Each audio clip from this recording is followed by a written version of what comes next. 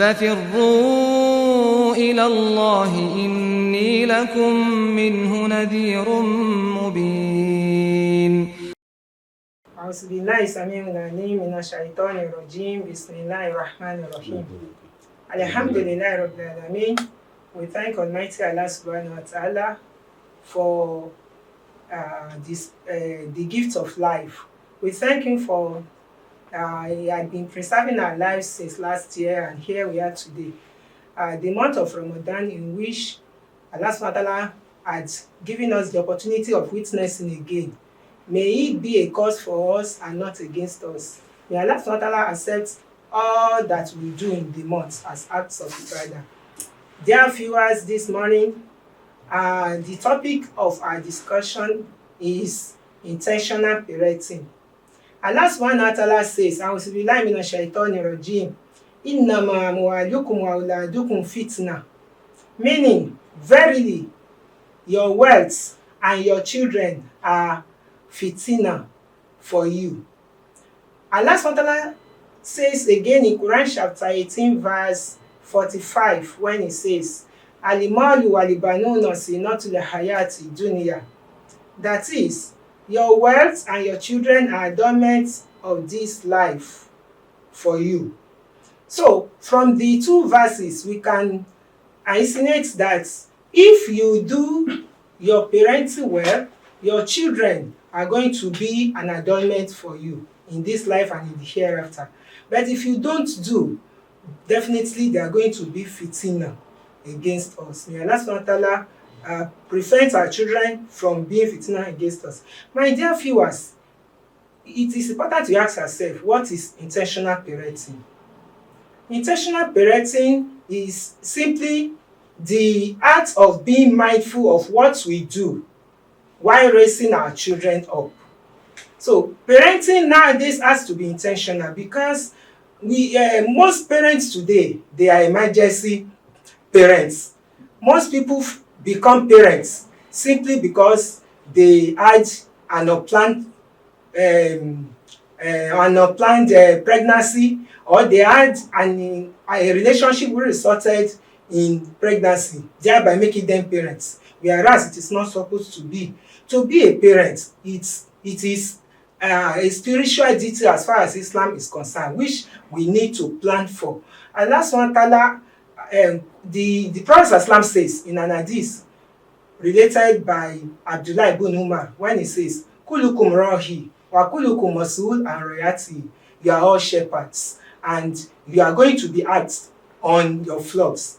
In that long hadith, it was mentioned that the imam is the shepherd, the man is the shepherd, is the guardian of the house, the woman is the guardian over the properties of his husband and the children. She is definitely going to be asked about them. So in Islam, a Muslim woman knows that the duty of parenting her children is a duty that Allah Subhanahu wa Ta'ala is going to ask her about. So she is going to be determined. She is going to plan what she is going to do. But if we don't, definitely, like Allah Subhanahu wa Ta'ala says in that ayah, Quran chapter 64 verse 15 that I quote, that they are going to be fitna. So, like, the law of parenting is similar to the law of retribution. Anything you do, you will of course repeat. Like, for instance, the case of a mother that took a 2-week-old child to the nurseries. He took the child to the nurseries to be cared for by the nurses. If such a child, after a long time, took the mother again to the old people's home, will you blame the child for what he has done? No, because the child is only compensating the mother for what she has done to him while he was young. And that is why we need to know that there is retribution for everything we do. The way and manner with which we train our child, definitely we are going to repeat. For last one says, "Famoyamon is called as Zaratin Khaira Yara." Whoever does anything good, it's not for fun. You are going to repeat. And Yamon is called as Zaratin Shara Yara. And whoever does anything bad, you are going to repeat. So in order for us To reap maximally the benefits of parenting, we need to take care of the following. One, parenting starts from the selection of your partner. Who is going to be the father of my children? I have to be choosy about that. So the Muslim woman must be choosy on who her partner is going to be, because definitely it's going to affect the training and upbringing of our future children. Two is that we must always be there for these children. No matter how busy you are, you brought them into this world, you must create ample time for them. Nobody says you have to be a complete housewife to do that. You may be a working mother, but no matter how little, you must have bonding time with your children. It may be weekend, it may be weekday, depending on your activities. So you must have a time when you will sit with your children and discuss what exactly were they going through in their schools, because it is this a missing of this bonding time that made some students resort to being a iPhone, being a TV, and so on and so forth, because they suffer loneliness. So when we bring these children to the world, we must create time to be with them and listen to them. يا أيها الذين آمنوا قوا أنفسكم وأهليكم نارا وقودها الناس والحجارة عليها ملائكة غلاظ شداد لا يعصون الله ما أمرهم ويفعلون ما يؤمرون. Also, we must avoid making our children granny babies. As a teacher in the public school, I can say 90% of children that gives us trouble in the school are children reared by grannies. Their parents, due to one reason or the other, are not there. So they dump these children with the grandmother or the grandfather, and they go their way.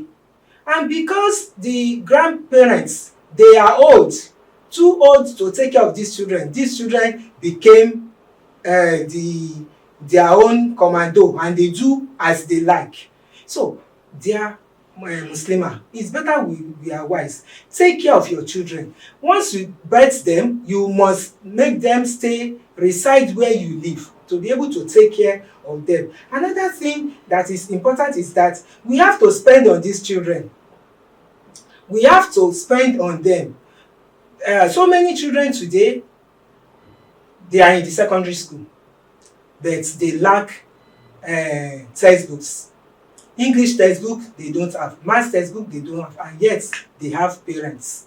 What is the responsibility of these parents? Why are we parents if we cannot finance these children? We must be able to make provisions for them. Their feeding, their clothing, everything, we have to take care of them, because it is these children that lacks, that are easily tamed by ritualists or cult members. They are easily lured into cults with so many things. But if you make provision for what your child eats, drinks, refreshes with, it's going to reduce the rate at which people are lured into cults. Another thing we need to take care of, my dear Muslimah, is that let us try as much as possible to give our children morals. We train them on morals. It is very, very important. Let them know how to respect. They must learn to respect elders. They must learn to greet. They must learn so many things. So if you are not there, you will not be able to give them all these teachings that Islam expects from us as parents. Another important thing is also that we must teach them the way of God. And this we need to do right from their cradle. When you are going to the mosque, don't leave the children at home. Take them along with you to the mosque, to the asalatu you are going, to different programs you are going. Let them learn the fear of God right from childhood, and this will be with them as they grow up. And any child that is God-fearing. We will not think evil, talk less of doing evil. So let us try as much as possible to teach our children the way of God. So do not limit their education to the Western education alone. Get them a very good madrasa to attend. In choosing a madrasa too, you have to be choosy. Choose madrasa where they will inculcate the fear of God and teach them what you expect them to teach in that madrasa. So also, we must try as much as possible to ensure that we relate with our children, give them ample time to ask their questions. Anytime they have questions, they have anything to seek, we must always be there for them so that they will not go out to seek for clarification of what is bothering their minds outside.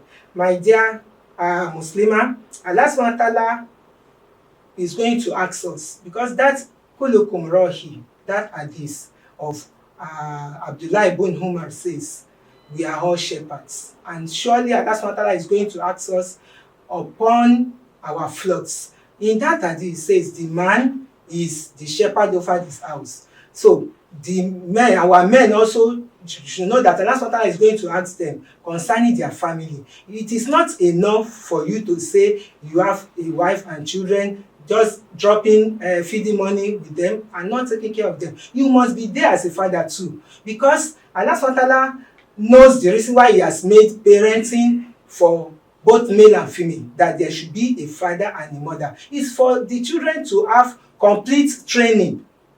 You have a role to play in the life of your children as a father, and the mother too has a role to play. So our Father imploring us this morning that we should not leave the training of our children to our mothers alone. Let us be there for them. Because today, gone were the days when you say an orphan is a child that doesn't have a father nor a mother. But today's orphans, they are children without a father. They are children with busy father and carefree mother. So please, in order not to turn our children to modern day orphans, let us be up and doing on our duties. For Allah subhanahu wa ta'ala is going to ask us on them, and especially the mother, the personality builder, the molder of the future leaders. Let us be there for our children. Let us try as much as possible to move closer to them, share their pains with them, and guide them.